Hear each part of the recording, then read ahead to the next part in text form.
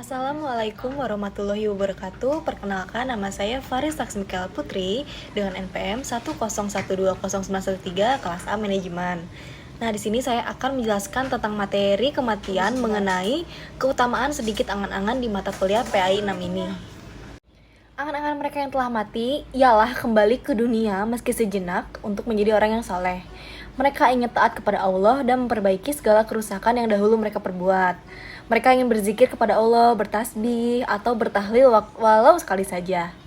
Namun mereka tidak lagi diizinkan untuk itu. Kematian serta-merta memupuskan segala angan-angan tersebut. Allah Ta'ala berfirman, hingga apabila datang kematian kepada seorang dari mereka, dia berkata, "Ya Robku, kembalikanlah aku ke dunia agar aku beramal soleh terhadap yang telah aku tinggalkan." Sekali-kali tidak, sesungguhnya itu adalah perkataan yang diucapkan saja. Dan di hadapan mereka ada barzak sampai hari mereka dibangkitkan. Dari Quran Surat Al-Mu'minun ayat 99-100. Begitulah kondisi orang mati. Mereka telah melihat akhirat dengan mata kepala mereka sendiri. Mereka tahu pasti apa yang telah mereka perbuat dan apa yang mereka terima.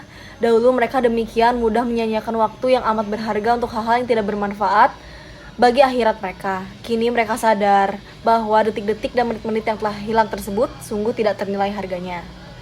Nah, dahulu kesempatan itu ada di depan mata, namun tidak mereka manfaatkan. Sekarang mereka harus siap menebus kesempatan itu berapapun harganya. Sungguh tak terbayang alangkah ruginya dan alangkah besarnya penyesalan mereka.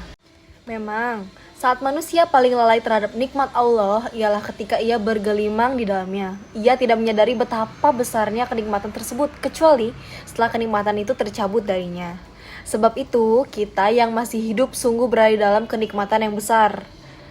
Karenanya, jangan kita biarkan semenit pun berlalu tanpa ibadah walau sekadar mengucapkan tasbih, tahmid, takbir, dan tahlil.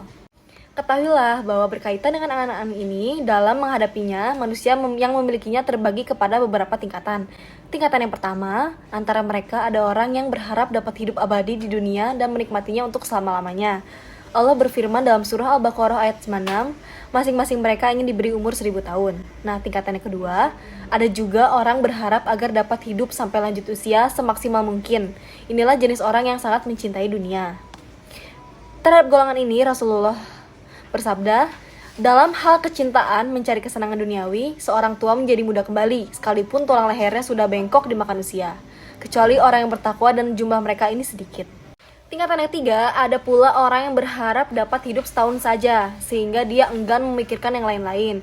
Karena dia yakin bahwa tahun depan dia sudah tidak ada di dunia. Pada musim panas, dia selalu dalam keadaan siap siaga menghadapi musim dingin, dan begitu juga sebaliknya. Dan jika sudah berhasil mengumpulkan bekalan keperluan hidupnya untuk selama waktu setahun, lalu dia hanya tumpukan untuk beribadah. Tingkatan yang keempat, antara mereka ada juga orang yang hanya berharap masih boleh hidup beberapa waktu saja pada musim panas atau musim dingin.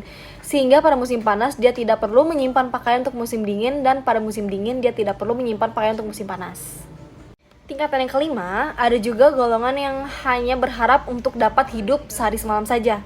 Orang seperti ini hanya menyiapkan diri untuk waktu sehari saja, bukan untuk esoknya. Tingkatan yang keenam, ada juga orang yang mengira usianya tidak lebih dari 1 jam saja, sebagaimana yang disabdakan oleh Nabi SAW. Wahai Abdullah, jika kamu berada pada waktu pagi hari, jangan kamu berpikir tentang waktu petang hari. Dan jika kamu berada pada waktu petang hari, jangan kamu berpikir tentang waktu pagi hari. Yang ketujuh, antara mereka ada pula orang yang merasa yakin bahwa usianya hanya tinggal 1 saat saja. Seperti mana Rasulullah melakukan tayamum meskipun baginda mampu mendapatkan air tidak lama lagi. Tingkatan yang ke-8, antara mereka juga ada orang yang merasakan kematian sudah berada di depan matanya. Bahkan seolah-olah kematian sedang menghampirinya sehingga dia hanya tinggal menunggu saja. Orang seperti inilah yang selalu melakukan sholat seakan-akan itu sholat terakhir baginya. Itulah antara tingkatan-tingkatan manusia berkaitan dengan mengingati mati. Masing-masing mempunyai tingkatan di hadapan Allah. Orang yang merasakan harapannya hanya selama waktu 1 bulan tidak seperti orang yang harapannya masih selama 1 bulan 1 hari.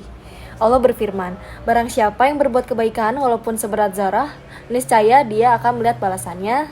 Surat tersebut dari Al-Zalzalah ayat 7. Pengaruh dari sedikitnya angan-angan itu akan nampak pada sikap bergegas untuk melakukan amal kebaikan. Tanda bahwa seorang itu memperoleh pertolongan dari Allah ialah kalau dia merasa yakin kematian sudah berada di depan matanya, sehingga dia tidak akan lalai darinya walau sesaat pun. Oleh karena itu, dia selalu siap menghadapi kematian itu bila-bila masa datang kepadanya. Kalau nyatanya dia dapat bertahan hidup sampai petang hari, dia merasa bersyukur kepada Allah dengan cara semakin rajin taat kepadanya. Dia merasa bahagia karena tidak mensia-siakan waktu siangnya sebab dia telah memanfaatkan sebaik mungkin sebagai simpanan bagi dirinya di akhirat nanti. Kemudian dia akan berbuat yang sama sampai pagi hari, demikian seterusnya. Baginya, kematian adalah kebahagiaan dan hidup adalah kesempatan untuk menambah amal kebaikan. Nah, sekarang kita masih mengenyam nikmatnya hidup, kita masih bisa menambah pahala dan menghapus dosa.